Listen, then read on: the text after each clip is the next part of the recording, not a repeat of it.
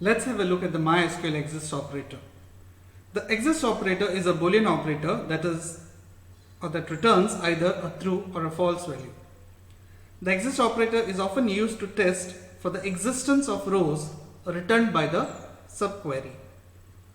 When a subquery is used with the exist or not exist operator, a subquery returns a Boolean value of true or false. The following query illustrates a subquery with the exists operator. If the subquery returns any rows, exists subquery returns true, otherwise it returns false. The following illustrates the basic syntax of the exists operator with the not operator. So we are making use of the not operator along with the exist operator. If the subquery returns at least one row, the exist operator returns true, otherwise it returns false. In addition, the exist operator terminates further processing immediately once it finds a matching row, which can help improve the performance of the query. The not operator negates the exist operator. In other words, the not exist returns true if the subquery returns no row, otherwise it returns false.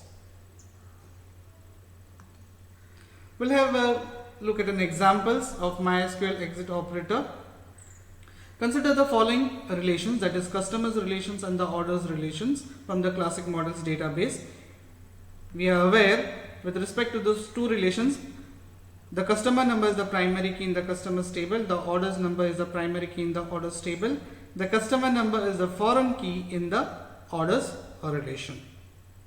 So based upon this primary key foreign key concept, we can have an join between these two tables. The following statement makes use of the exist operator to find the customer who has at least one order. In this example, for each row in the customers table, the query checks the customer number in the orders table.